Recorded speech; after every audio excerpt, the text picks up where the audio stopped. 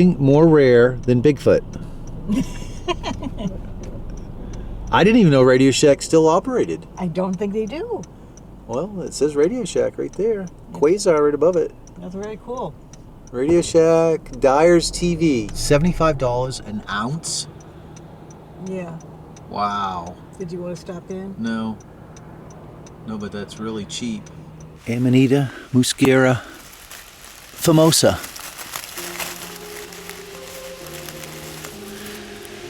AKA fly agaric, possessing psychotropic compounds, muscimol and ibotenic acid. Now the shamans of Siberia would ingest this mushroom, and your liver converts the ibotenic acid to the much more active psychoactive component, muscimol, and then excrete it in your urine. So the shaman would drink their urine. It is also said that the reindeer were fond of this compound, and when the shaman would pee in the snow, the reindeer would sometimes stampede over in a rush to eat the snow to gain the euphoric effects of ingesting muscimol. Most of your mycology texts list this as toxic or poisonous. However, in Japan they have a festival where they prepare this mushroom and pickle it and eat it. The two psychoactive components in here, ibotenic acid and muscimol, are both polar molecules. They have a dipole movement. Thus, they dissolve readily in polar solvents such as water, being the universal polar solvent. So they put these in salted water, which exasperates and aids in the extraction of the liquid inside the mushroom and extracts those compounds, rendering the mushroom harmless and good to eat. But generally in the United States we avoid it, or people seek it out for its psychotropic actions. I believe you can also carboxylize this by heating it, which accomplishes the same thing by converting the ibotenic acid to muscimol. It's a beautiful little mushroom. Classic Amanita's got the vulva. It did have the annulus, but I kind of messed it up with my finger. And it's got remnants of the universal veil that are expressed in these little white, beautiful white dots on its cap. That's really steep. 13% mountain grades ahead. Don't use GPS. Okay. Well, this is really curious. This is the first time I've noticed this stone wall in here. That's really strange. That's really odd. You see, way over there's another stone wall. That's the boundary of my property line and that land over there. And then there's a stone wall right there. But I didn't know there was one here, and I don't think it goes very far. That's the other thing that's odd. There's a bunch of these stone walls around here that just kind of start in the middle of no place, and then they just abruptly end. Like, look, that doesn't look like it continues on over there. And look at the size. Look at that beautiful piece of white quartz right there. Alright, I am here to retrieve my trail camera. What do we got going on here? It's an interesting fungus. Some kind of polypore.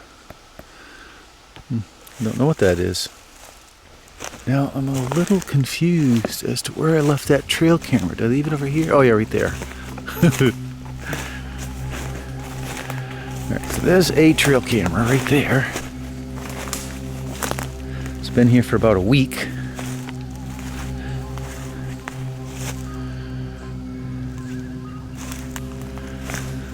And then I left another one over in here somewheres. We'll go we'll go switch out that SD card first. This is a beaten down deer trail here. I'm really curious to see what deer are going through here, you know? Alright, there's my camera.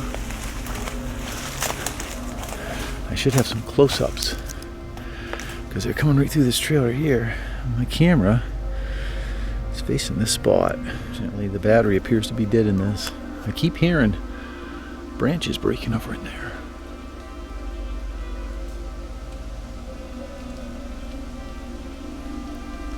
Beautiful stone wall. Look how nice it is. I put a lot of work into that. Alright, this will have to go back with us. I didn't bring batteries with me. Darn it. So I'm hoping the batteries are still good in this one.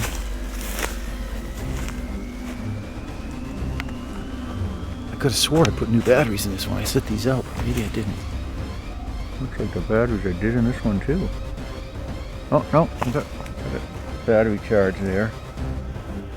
Alright, another oddity. So you see this stone wall right here on the right. And then on the left, there is another like parallel pile of rocks. It's more difficult to see them.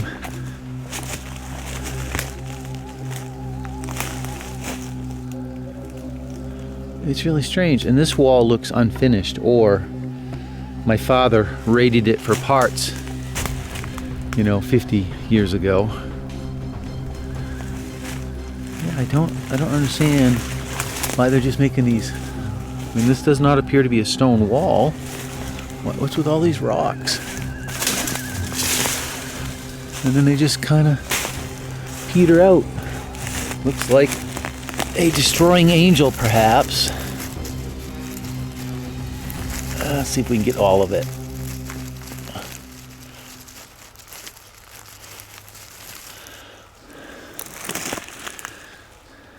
Yeah. I think maybe that's a destroying angel. I think they're Amanita verosa or something like that. Diddly, if it is. It has a toxin. It's an insidious little mushroom. If this is indeed a destroying angel, I'm not sure it is. But the destroying angel, from all accounts, tastes delicious, succulent. People love it. And you eat it, and then, that night or whatever, you wake up, you got diarrhea, you're throwing up, you feel like crap. You get through that, then you feel right as rain for 2-3 days until your liver liquefies, and then you either die or you get a liver transplant. So avoid mushrooms that look like this. It's just not worth it. It's a very unpleasant death. So recently, like yesterday, we were invited to a camp in New Hampshire by a longtime subscriber. And we had a very pleasant time. We talked about Sasquatch. I know I don't talk about Sasquatch anymore, but this guy we stayed with had several encounters with Bigfoot footprints in the snow. And it didn't take very long talking to him. You could tell he was a seasoned, educated outdoorsman that, knew his stuff. So the scenery was beautiful.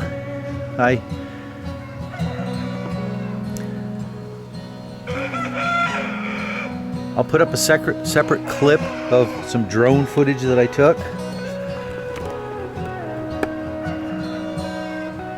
We found some honey caps. I got some honey caps right here.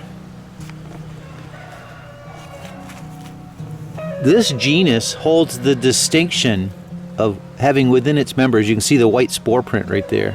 I had picked this yesterday and laid it there, and look, it deposited a bunch of white spores.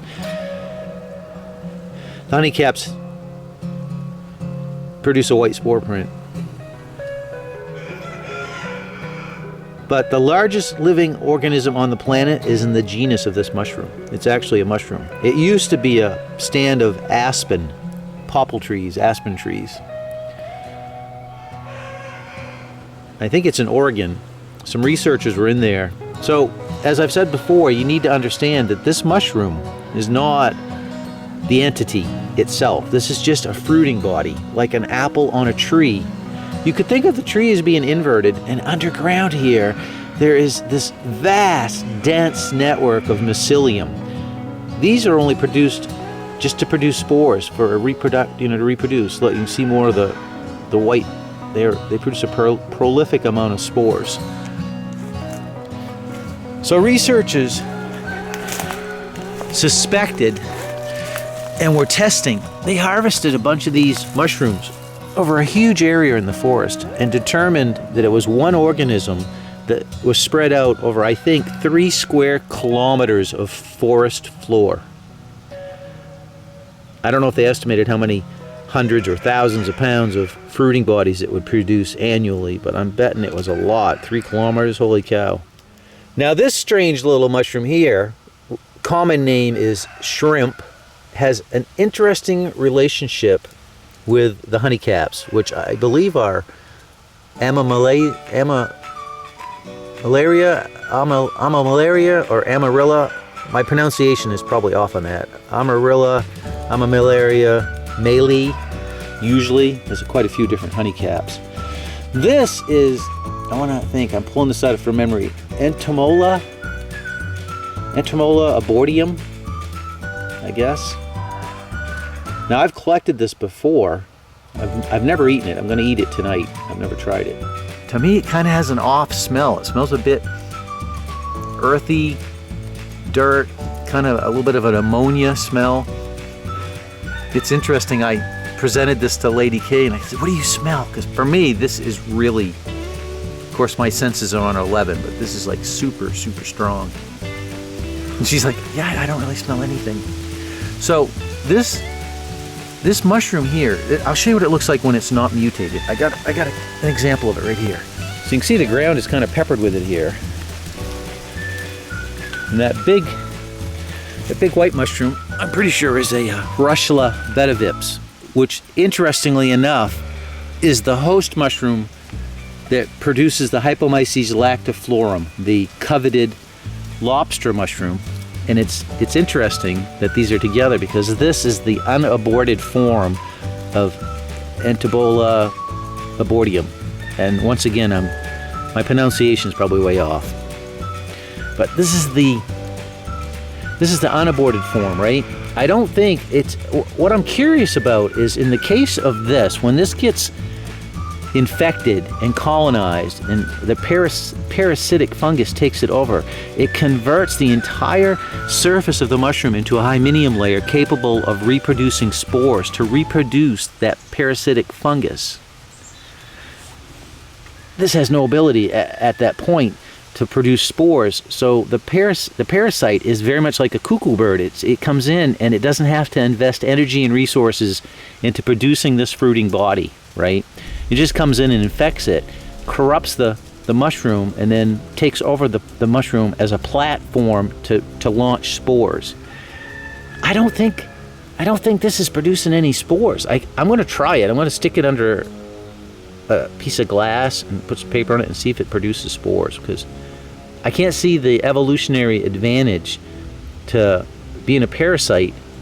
See, apparently, all right, here's a good example of the honeycap, right? This is the button stage, which is the best stage to get to eat. And then this is the more mature, when they start releasing spores. And they'll be more tufted like this. These have gotten wet, and they change appearance whether they're wet or dry. It's also called black rot. It's distinguished by having black rhizomorphs. I'm sure I don't have an example to show you. I don't know if I can get a rhizomorph out of this or not. It's really hard to tell. So this mushroom here apparently infects this mushroom and corrupts it and turns it into this aborted form. And to what purpose, I am unsure. I don't know what the advantage to doing that is. I don't get it. Pretty classic, beautiful, just beautiful. These you want to use a little bit of caution with. They are apparently somewhat toxic when raw, and it's recommended in the mycology text to make sure you cook these, well cook them. But as you can see, they have an annulus on their stalk. They've got that kind of honey coloring, tufted. The cap has got these tufted, almost kind of furry on the top. It'll produce a white spore print, and if you break them open, you can see that they're kind of tough and fibrous. See how fibery that is, as opposed to a russula that just kind of shatters. These are they got like fibers. So yeah, there's a complex relationship between this species of mushroom and this species of mushroom, which is near as I can tell, is not clearly understood. I think that's an example. I think what we're looking at there, can you see that? I think that's a black rhizomorph right there. So that's what you're looking for. And these guys grow on dead or decaying wood.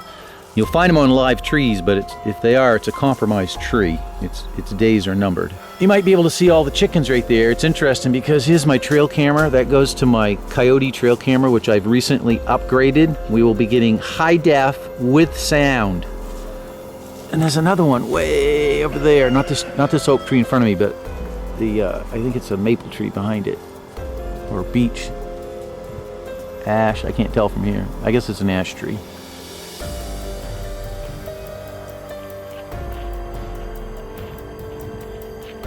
Here's an even better example. You can clearly see what looks like a root, and it's actually a black rhizomorph. That's what you're looking for honeycaps. They should have that. You want to use some caution with these, that you don't inadvertently pick up a Galeria autumnalis, which grows on the same substrate. Sometimes these are so prolific, people will get in their zest and zeal, they'll just start grabbing handfuls of them. They'll inadvertently get a Galeria in there, which can kill you. So pick them one at a time. Make sure you know what you're doing. Here's some shrimp, pretty well hidden. Look at that. Right there, right on the same log that I'm getting the honeycaps off from. There's quite a few of them in here. Look, I see some more right here. Growing on the end of an old gray birch.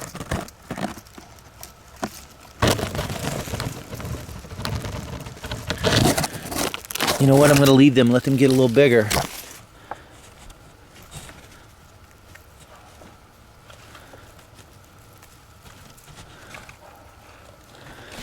Yeah, better leave the rest of them, see if they get any bigger. I'm going to check my trail cam. Supposedly it's recording me now and recording sound. You mean a psychedelic mushroom? Well, it's not really, kinda. It's not a psychedelic mushroom like Psilocybus cubensis, the traditional magic mushroom, but these are the mushrooms. So in Siberia and in Michigan, these, well, instead of having this beautiful sunset color, they'll be bright red. These white spots are what's left over from the universal veil, which forms this ring down here. See that little membrane? Yep. So that's part of the universal veil, and then you can tell it's an amanita because it's got this vulva. But if they dry these or heat them to a certain temperature so it carboxylizes, you know, I don't know if you're too much up on chemistry, but nope. That's a chemical change in the molecule. And remember I told you that the ibotenic acid would be converted to muscimol by the liver? So a similar thing takes place if you heat these to a certain temperature and you carboxylize it. It does the same thing that eating it, and without the side effect of having to drink your own pee.